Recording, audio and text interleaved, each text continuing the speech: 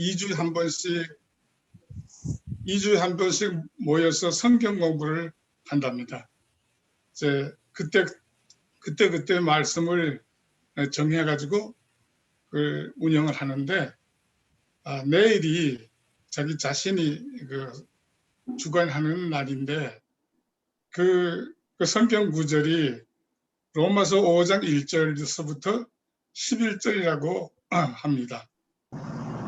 그때 그것을 저희가 좀 준비하다 보니까 그 내용이 너무 어려운 것 같아서 질문을 하는 것이라고 하면서 묻는 내용이, 그 편지를 고린도에서 쓴 것이 맞느냐, 그리고 그게 환란이라고 나오는데 그 환란이 뭘 뜻하느냐, 그리고 사도 바울이 당한 환란이 어떤 내용의 환란인가.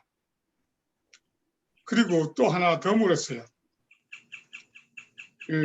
이신칭이라고 하는 말씀이 나오는데, 그 믿음으로 의롭다 하는 그 믿음이 의미가 뭐냐, 이렇게 질문을 했습니다. 그래서 제가 일단 답변하기는, 그 말씀은 성경에서 거의 다 찾아볼 수 있을 텐데요. 그리고 그것은 하나님이 무엇을 장로님에게 원하는 건지 그 관점에서 봐야 됩니다 하고서 했더니 또 답변이 왔어요. 그게 뭐냐면, 다시 질문이 왔는데,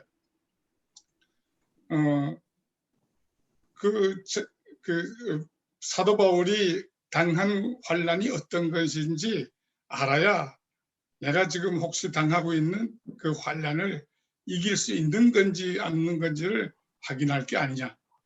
그리고 또 믿음이라는 것은, 믿음은 들으면서 난다고 그랬는데, 그런데 자기는 말씀을 들은 지가 수십 년이 된다.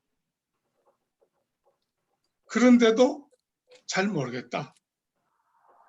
그렇게 되면 그것도 선물로 주신다고 그랬는데, 그러면 당연히 믿음 충만, 은혜 충만, 성령 충만해야 되는데 도대체 뭐냐?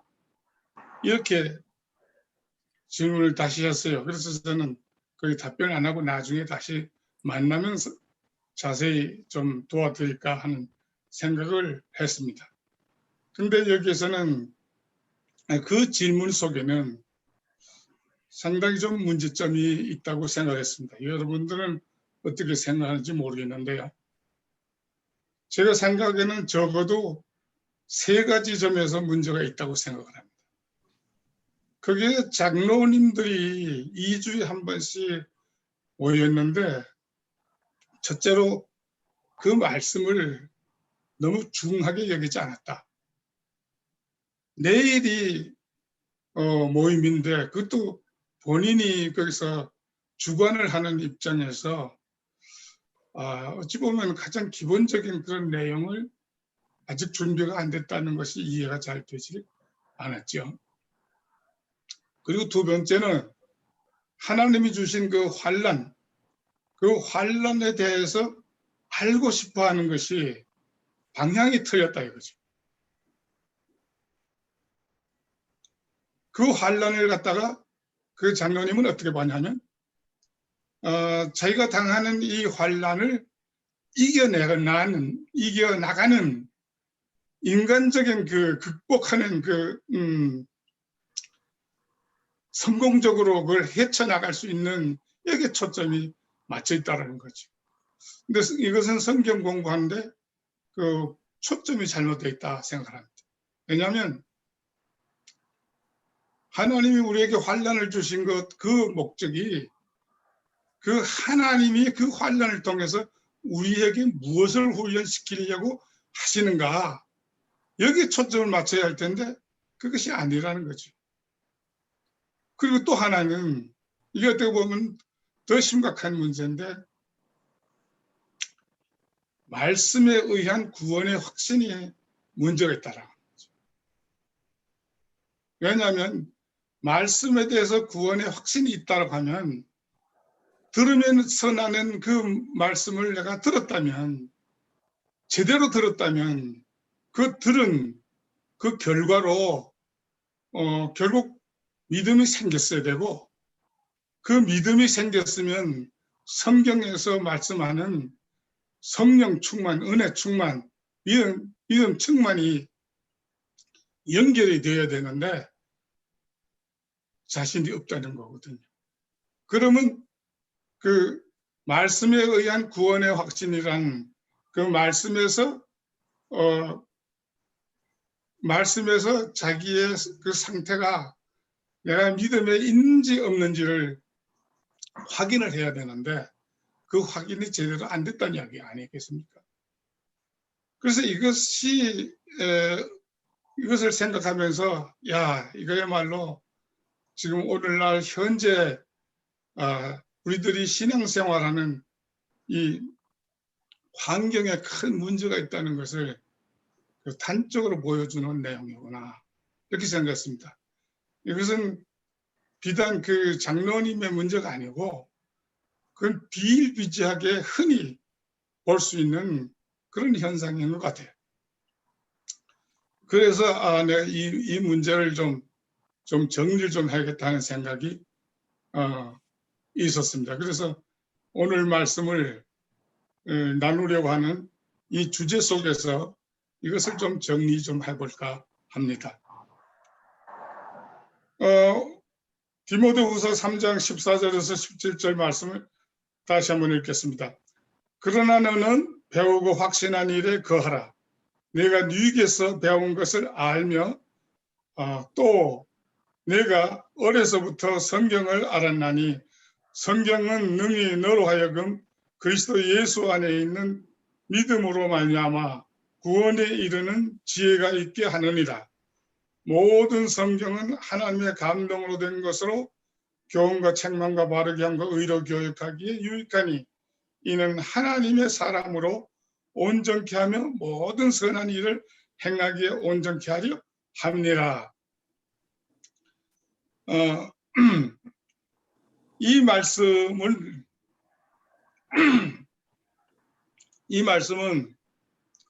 우리가 말씀 공부를 중심으로 해서 하는 그 건강하고 이상적인 신앙생활을 하기 위해서 크게 두 가지 요건이 있다는 것을 찾아볼 수가 있습니다.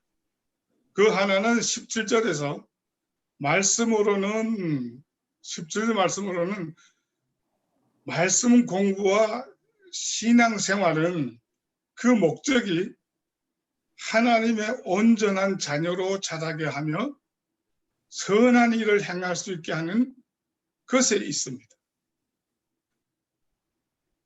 구원받은 하나님의 자녀들이 말씀을 따라 살면 이 세상에서의 인간적인 삶도 훌륭하고 성공적으로 살게 되는 부분도 많습니다. 그런데 그것은 하나님의 자녀로 성장하는 과정에 나타나게 되는 자연스러운 현상으로 볼 수 있습니다. 따라서 하나님의 말씀은 인간으로서 세상적인 삶을 위한 목적으로 삼아서는 안 됩니다.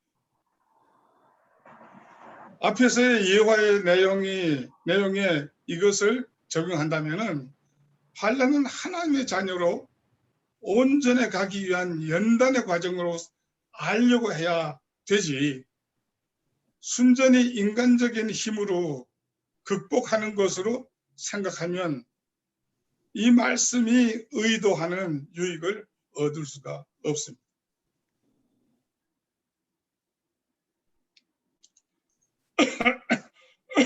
우리가 너무도 잘 알고 있는 바로서 무엇을 하든지 분명한 목표가 없으면 소기의 결과를 기대할 수 없지요.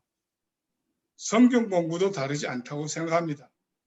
그러므로 말씀을 공부하거나 신앙생활을 할 때 이 같은 목적 의식을 갖는 것이 대단히 중요합니다. 또 다른 하나의 조건은 그와 같은 하나님의 자녀로 올바르게 성장하기 위해서는 말씀을 의심의 여지가 없이 분명한 하나님의 의도까지 이해한 말씀으로 확신하는데 거해야 한다고 말씀하고 있습니다. 이것이 두 번째 요건입니다. 이 둘은 대단히 중요하지만은 근데 분명한 목표에 대해서는 그 중요성을 알면 그걸로 됐죠. 그런데 실제적인 당면 문제는 확신하는 말씀에 거하는 것이기 때문에 오늘은 여기에 초점을 맞춰서 말씀드리겠습니다. 말씀에 거해야 한다. 본 주제의 핵심 포인트입니다. 본문에 의하면은 하나님의 온전한 자녀로 자라게 하며 선한 일을 행할 수 있게 하는 것은 배우고 확신한 일에 거하는 것입니다. 그런데 이 의미는 핍박을 당한다고 해도 말씀을 배워 확신하게 된 진리가 교훈하는 대로 이겨내라는 것입니다. 그런데 이와 같이 자녀로서 말씀대로 경건한 삶을 살 수 있게 하는 원동력은 말씀에 거하는 데 있다는 것입니다. 그래서 먼저 이 말씀에 거한다는 말씀의 의미를 살펴본 후에 실제 말씀에 거하는 것이 무엇인지를 살펴보도록 하겠습니다. 말씀에 거한다는 의미, 이 거한다는 것은 에 대해서 성경에서는 두 가지 용어가 있고 또 두 가지 목적이 있습니다. 우선 이 거한다는 단어와 또 이와 또 같은 의미로 쓰는 또 다른 단어가 하나 있는데 그것은 묵상입니다. 그런데 거한다는 것은 영어로 stay 하는 거죠. remain, stay 하는 겁니다. 그럼 stay, 계속해서 stay 하는 이런 걸 말합니다. 묵상은 그것이 뭘까 하고 골똘히 생각하는 것입니다. 그러면 하나님의 말씀을 골똘히 떠나지 않고 계속해서 생각하는 겁니다. 이것이 사실은 이 거함의 그 사전적인 의미가 되겠습니다. 그런데 이 거함의 목적에도 두 가지가 있습니다. 그 두 가지는 말씀의 의미를 정말 그 하나님의 진리로서의 하나님이 원하시는 그 교훈, 그것이 무언가를 알아내는, 알기 위해서는 묵상이 있고, 그렇게 해서 확인된 하나님의 의도대로 그 다음에 살기 위해서 그 말씀을 계속 또 이루기 위해서 그 말씀에 머물러 있는 이 두 가지가 되겠습니다. 그 요한복음 8장 31절에는 그러므로 예수께서 자기를 믿는 유대인들에게 이르시되 너희가 내 말에 거하면 참 내 제자가 되고 진리를 알지니 진리가 너희를 자유케 하리라. 알기 위해서 거하는 거예요. 근데 여기서 중요한 것은 알면 그렇게 거해서 하나님을 알게 되면은 진리가 뭔지 알게 된다는 얘기예요. 이것은 확신하는 진리로 알게 된다는 겁니다. 이렇게 알게 되는 것이 이것이 그냥 그걸 알게 되는 것이 끝난 것이 아니라 그것은 그 진리가 자유케 한다 그랬습니다. 자유케 한다는 것은 곧 구원을 말하는 겁니다.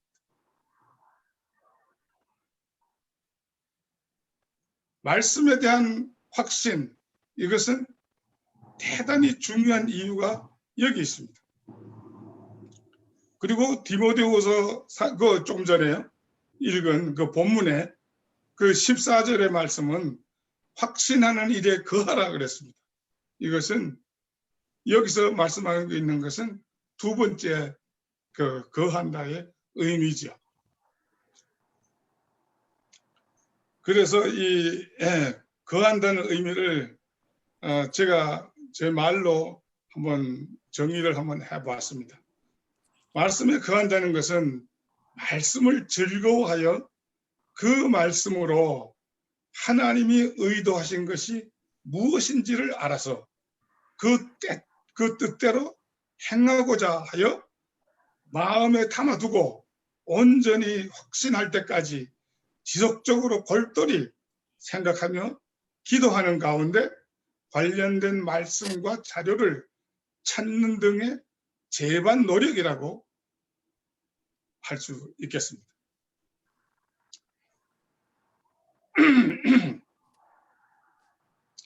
그리고 또 이 말씀에 거한다는 것은 대단히 중요하기 때문에 또 이 말씀의 중요한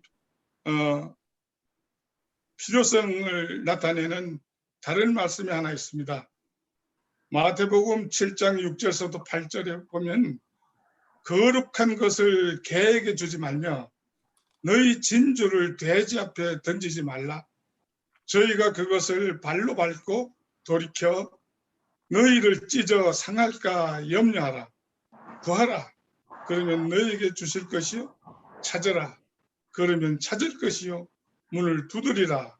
그러면 너희에게 열릴 것이니 구하는 이마다 얻을 것이요. 찾는 이가 찾을 것이요. 두드리는 이는 이에게 열릴 것이다 그랬습니다. 그러니까 이 거한다는 것은 결국 하나님의 말씀을 알고자 간절히 찾고 구하는 것입니다. 이것은 신령한 그 진주와 같은 이 구원의 이 말씀을 겉으로 하나님이 안 주시겠다는 겁니다. 정말 귀하게 여겨서 정말로 찾는 자에게 하나님이 가르쳐 주시겠다. 그렇게 해서 성경 말씀으로 기록된 것을 그 속에 담겨 있는 하나님의 교훈을 분명한 의미로 확신할 수 있게 그렇게 해 주시겠다는 겁니다. 하나님이 어떤 말씀을 따라 행할 때 그러면 왜 이 말씀에 거해야 되는가? 그 이유, 즉 거의 말씀을 드렸지만 이건 중요하니까 다시 한번 또 정확하게 정의를 해봐야 할 것 같습니다. 하나님의 어떤 말씀을 따라 행할 때 그것이 무엇이든 믿음으로 하지 않으면 그것이 설령 죄가 아니더라도 하나님은 그것을 죄로 판정하시는 분입니다. 로마서 14장 23절에 보면요. 의심하고 먹는 자는 정죄되었나니 이는 믿음으로 쫓아하지 아니한 영고라. 믿음으로 쫓아하지 아니하는 모든 것이 죄니라 그랬습니다. 이 정말 중요한 이 진리입니다. 먹고 마시는 거 아무것도 아니죠. 우상의 제물에 관한 얘기입니다. 이 얘기가요. 그러니까 우상의 제물을 먹느냐 마느냐 여기에 대해서 우상의 제물을 먹어도 되는데 그런데 의심하면서 먹었다 이거예요. 그러면 우리 생각에는 그 죄 아니잖아.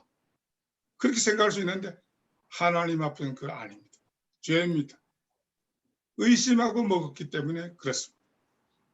그나마 하나님의 말씀을 제대로 모르고 행동한 것이 바로 죄에 해당된다고 볼 수 있는 중요한 내용이죠. 그러니까 우리가 믿음으로 행하는 것은 굉장히 중요합니다. 그래서 하나님으로부터 인정받을 수 있는 것은 확신하는 믿음이 기본입니다. 그런데 이 확신하는 믿음은 하나님의 말씀에 거하는 길밖에 없습니다. 그 아까 요한복음 31절에처럼 말씀에 거하면은 그 하나님의 진리를 안다고 그랬기 때문입니다.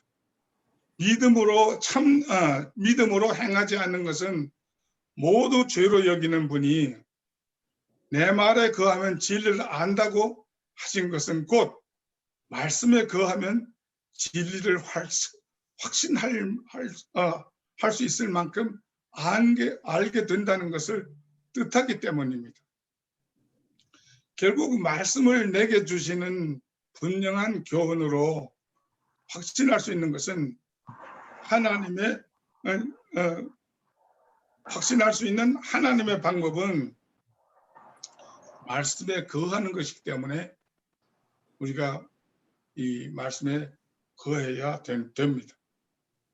근데 이것을 초대교회에서 나타난 모범과 현재 우리 교회를 비교함으로써 이 관계를 좀 확인해보고자 합니다.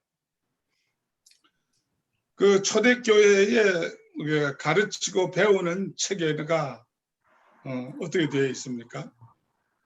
초대교회 시대에는 지금 같은 성경이 없었죠. 일부 서신서만 있는 상태였습니다.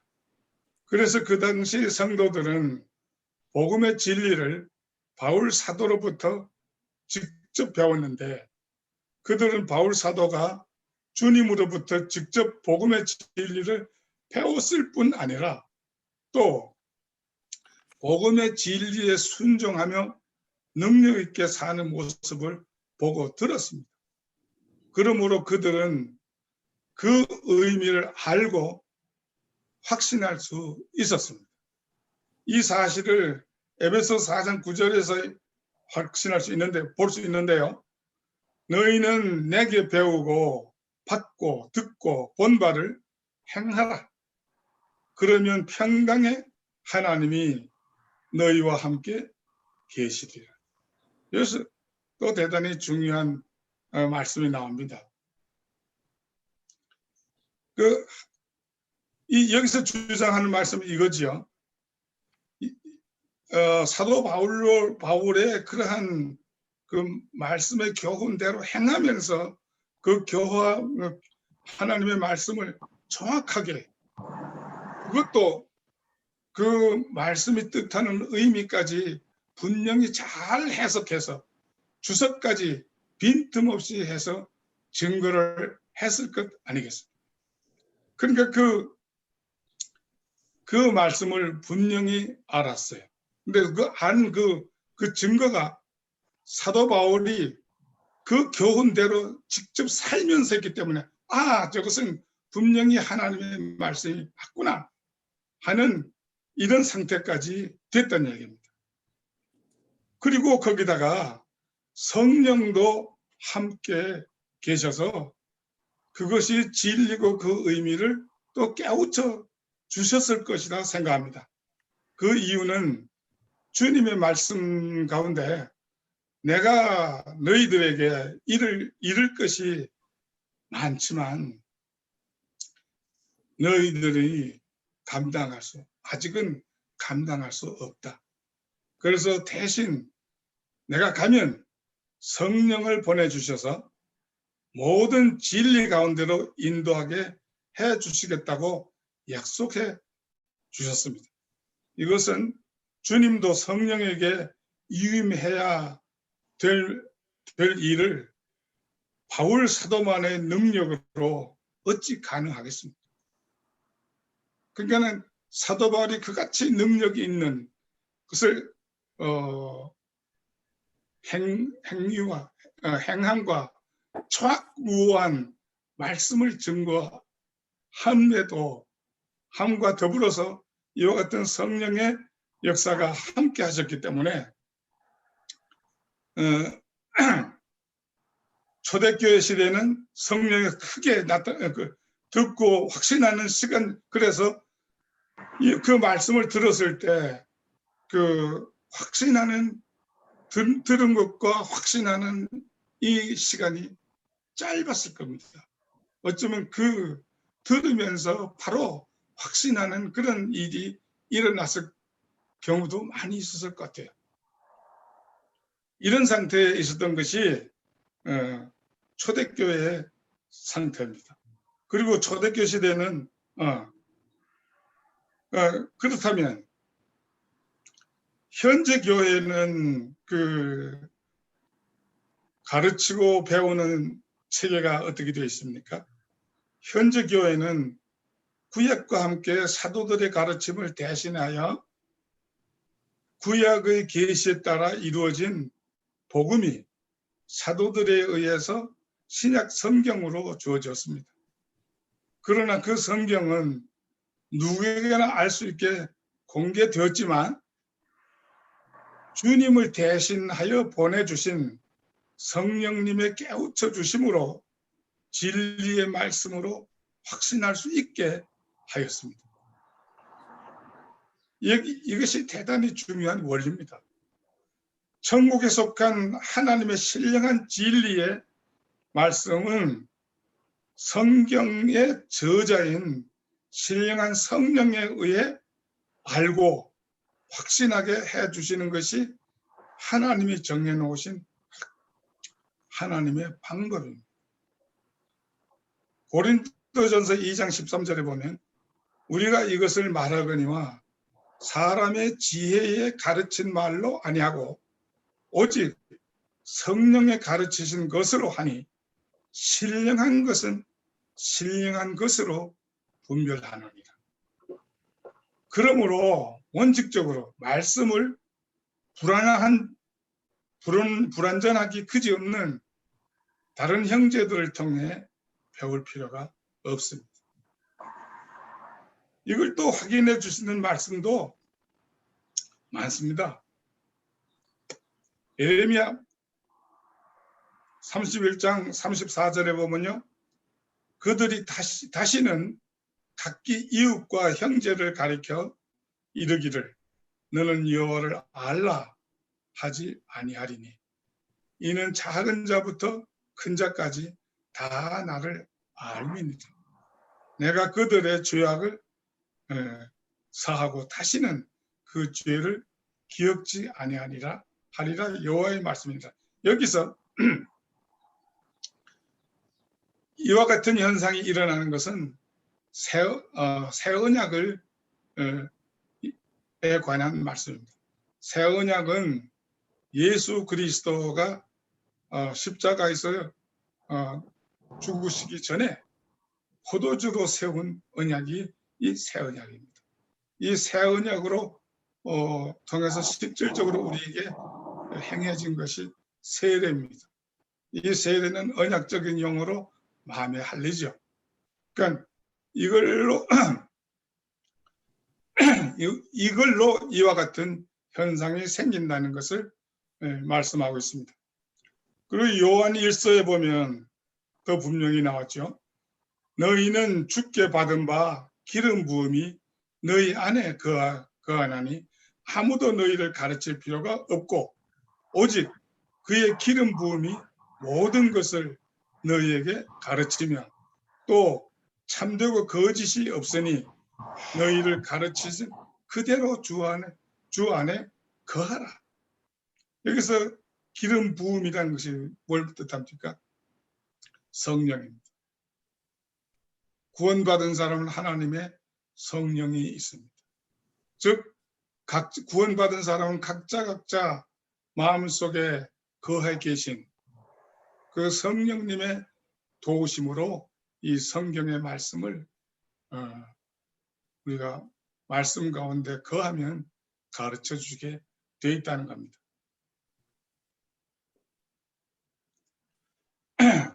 그러나 하나님은 말씀을 좀 더 쉽고도 빠른 이해를 하도록 돕기 위해 말씀을 가르치는 은사자들을 주셨습니다. 이 은사자들은 돕는 자, 즉 그 조교인셈이죠. 말씀을 가르치는 조교인셈이고 이들에게서 배운 것은 말씀을 가르치는 데 있어 권위자인 성령이 확인해 주심으로 확신하는 말씀이 되는 것입니다. 그러니까 다른 형제들, 은사가 있는, 말씀에 대해서 은사가 있는 사람으로부터 배우는 것은 그 빨리 깨닫는데 중요한 도움이 됩니다. 그러나 인간으로부터 배우는 여기에 대해서는 반드시 각자가 묵상을 통해서 이 진리를 확인한 다음에 확신할 때까지 이걸 확인을 해야 됩니다. 그 말씀, 이게 하나님의 진리의 말씀이다라고 확신하기 전에는 그걸 그대로 받아들이면 안 된다는 얘기입니다. 그것이 확신의 중요한 의미가 되겠습니다. 그리고 제도권 교회의 문제점도 잠깐 말씀드리겠습니다. 기왕 이 얘기가 나온 이상 유일한 진리를 분명하게 가르치지도 않고 다양한 교파를 서로 인정합니다. 물론 세례 방법과 같이 허용할 만한 것도 있지만 기복신앙이나 잘못된 구원교리와 같이 허용하여서는 안 될 것까지도 서로 다름을 용납하는 것이라고 하며 오히려 미덕으로 여긴다는 것은 진리가 최소한 희석된 것이고 왜곡된 것을 의미합니다. 이처럼 바른 교리를 제대로 가르치지도 못하고 신앙의 모본이 되는 삶도 찾아보기 어렵습니다. 그러면서도 교회 밖에서 공부하는 것과 개인적으로 좀 더 깊이 있게 공부하는 것도 사실상 막아놨습니다. 하나님의 말씀이 이처럼 분명치 않거나 왜곡된 상태에서는 말씀에 의한 구원의 확신을 갖기가 쉽지 않다고 생각합니다. 그래서 결론은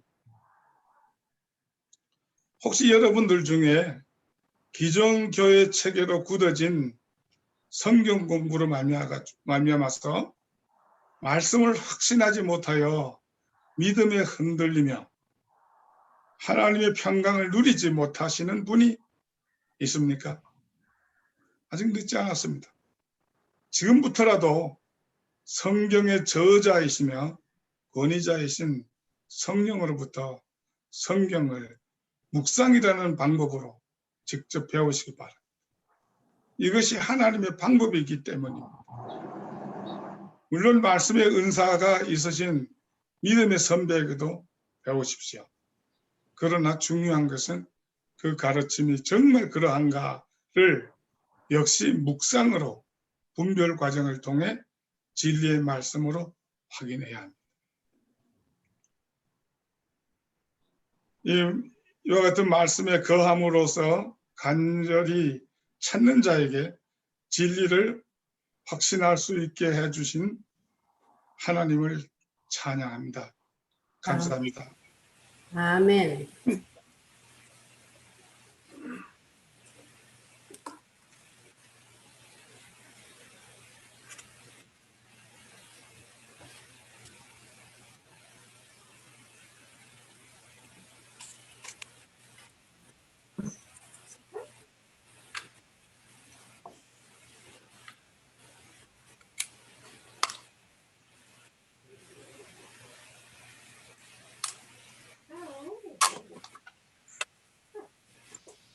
예, 감사합니다. 예, 잘 들었습니다.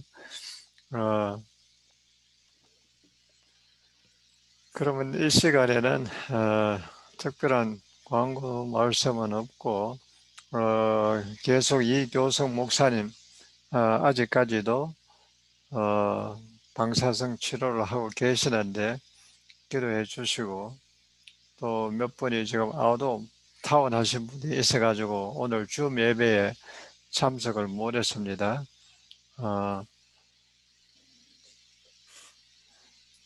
그분들을 위해서 기도해 주시고 특별히 기도 요청이 있으실 때는 우리가 제2부에 말씀 우리 묵상 시간이 끝나는 대로 서로 쉐어해 주시면 감사하겠습니다.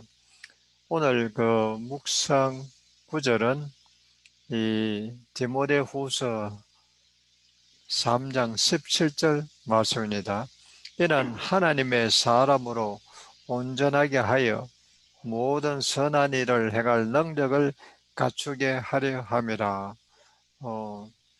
이 말씀을 우리가 놓고 서로 이제 묵상하는 시간을 갖도록 해보겠습니다.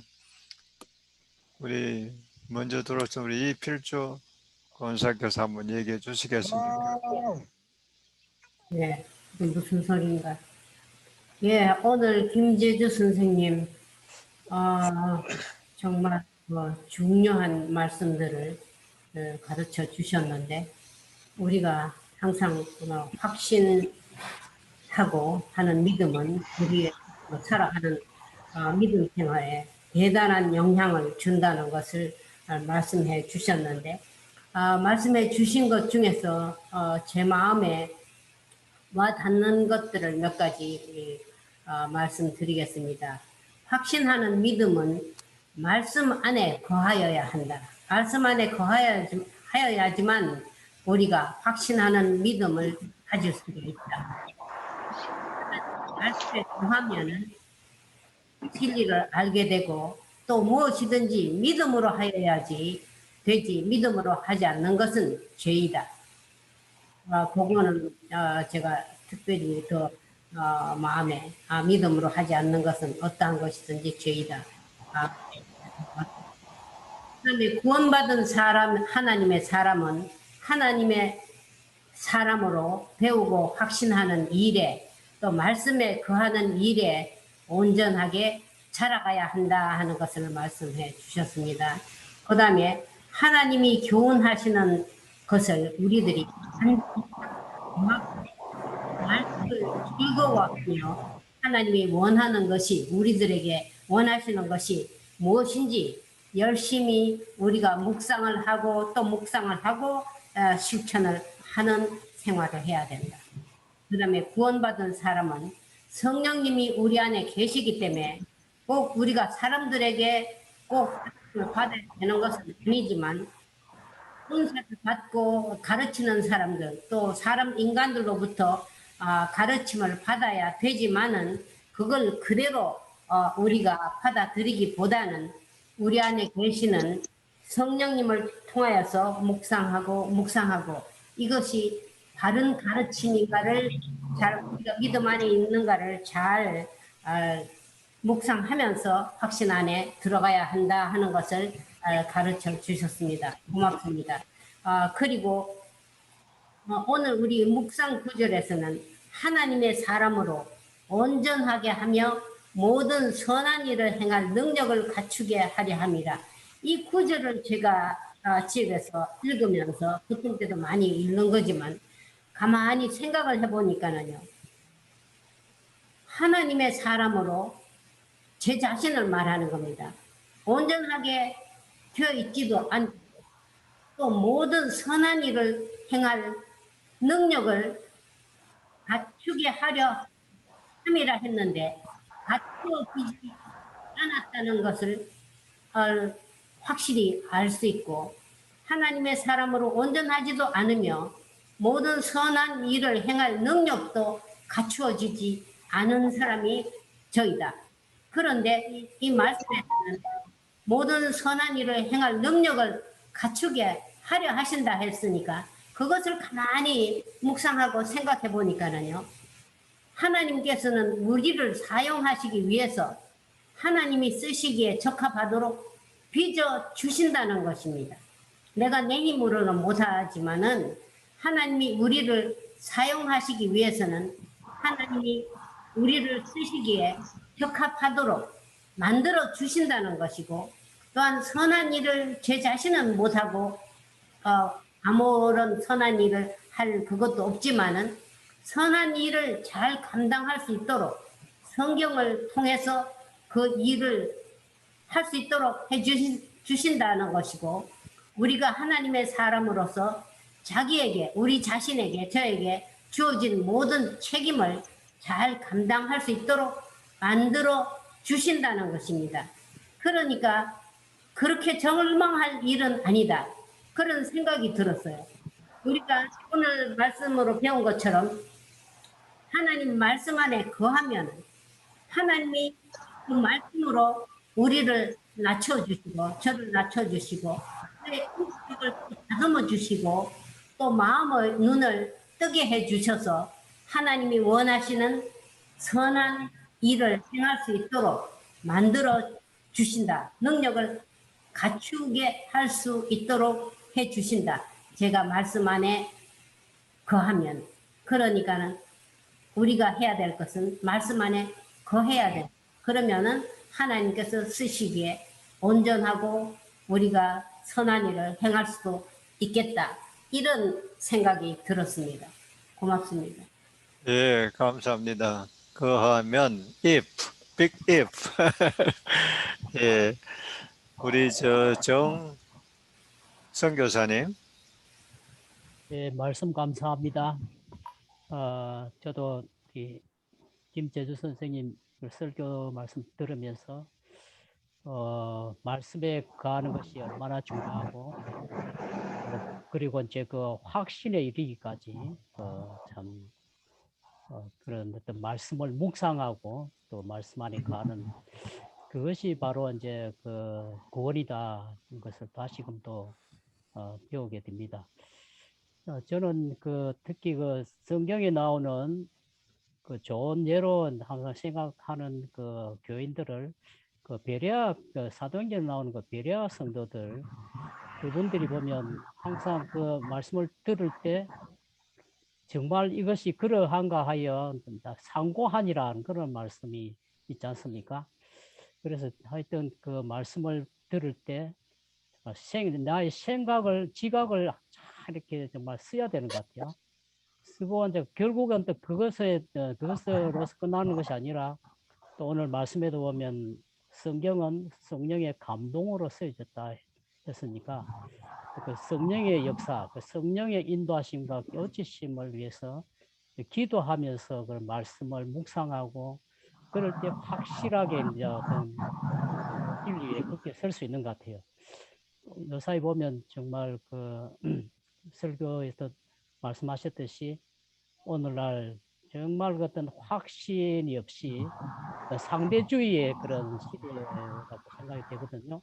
그리고 또 보면 종교다원주의라 해서 그 진리에 이르는 길은 또 여러 가지 길이 있다고 이렇게 많이 가르치고 있는데 정말 그 성경 말씀만이 참 유일한 진리라는 것을 이렇게 확신 있게 이렇게 믿고 또 그것을 증거를 하는 것이 얼마나 중요한가 이것을 참 배우게 됩니다. 정말 저도 쭉 신앙생활을 해오면서 그 어떤 말씀에 거하기 위해서 좀 많이 어떤 그런 어떤 인간적으로 노력도 참 많이 했고 그러나 그것으로 끝나는 것이 아니라 정말 그 겸손하게 나의 마음의 눈을 열어주시도록 성령님께 이렇게 구하고 기도하고 찾고 두드리고 그런 걸 통해서 확신한 믿음의 뿌리를 말씀의 뿌리를 내릴 수 있겠다 생각됩니다. 믿음은 들으면서 나온다 했으니까 항상 그 듣는 귀가 얼마나 중요한가. 날마다 말씀을 듣고 또 그것을 붙들고 한 말씀 생각나는 게 그 고린도전서 그 15장에 보면 부활장이지 않습니까? 거기 첫 부분에 보면 내게 들은 바를 굳게 지키고 그때 믿지 아니하면 구원에 이르리니 이랬거든요. 정말 그런 한번 듣고 뭐 이렇게 끝나는 것이 아니라 정말 일생을 통해서 그 말씀 안에 거하고자 하는 그런 영적인 그런 어떤 뭐랄까 투쟁 노력 또 그 겸손하게 하나님의 성령의 그런 인도하심과 깨우치심을 구하고 그럴 때 정말 바른 신앙생활을 할 수 있겠다 싶습니다.